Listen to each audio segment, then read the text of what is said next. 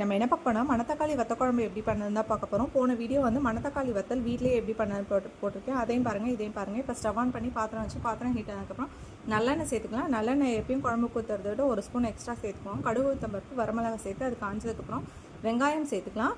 அதுலேயே வந்து சின்ன கட்டியாக ஒரு பெருங்காய கட்டி சேர்த்துட்டு வெள்ளைப்பூண்டு, கருவேப்பிலை, தக்காளி இதெல்லாம் சேர்த்து நல்லா வதங்கினதுக்கப்புறம் ரெட் சில்லி பவுட்ரு, மல்லி பவுட்ரு, குழம்பு மிளகாய்த்தூள், அரை ஸ்பூன் வந்து வெந்தய பவுட்ரு சேர்த்துக்கோங்க. இதெல்லாம் காரத்துக்கு தகுந்த மாதிரி சேர்த்துக்கோங்க. இப்போயே அதில் வந்து புளிக்கரைச்சல் தண்ணி சேர்த்துக்கலாம். 1 மணி நேரத்துக்கு முன்னாடி ஒரு சின்ன நெல்லிக்காய் செசலோ புளியோ ஊற வச்சுருந்தேன். அந்த புளிக்கரைச்சல் தண்ணியை சேர்த்துட்டு ஒரு கிண்டி விட்டுட்டு அரை ஸ்பூன் மஞ்சள்தூள் சேர்த்துட்டு குழம்புக்கு தேவையான அளவு உப்பு சேர்த்துட்டு ஒரு சின்ன கட்டியாக வெல்லம் சேர்த்துட்டு இப்போ இது கொதி வர்றதுக்குள்ளே இன்னொரு தாளிப்பு கரண்டியில் நெய் விட்டுட்டு அதில் வந்து மணத்தக்காளி வத்தலை சேர்த்துட்டு வெடிக்கிற ஸ்டேஜ் வரும்போது எடுத்து குழம்புல சேர்த்துட்டா நம்ம அந்த குழம்பு வத்துனதுக்கப்புறம் நம்ம மணத்தக்காளி வத்த குழம்பு சூப்பராக ரெடி ஆகிடுச்சு. கண்டிப்பாக நீங்களும் வீட்டில் ட்ரை பண்ணி பார்த்துட்டு எப்படி இருக்குன்னு கமெண்ட் பண்ணுங்கள். தேங்க்யூ.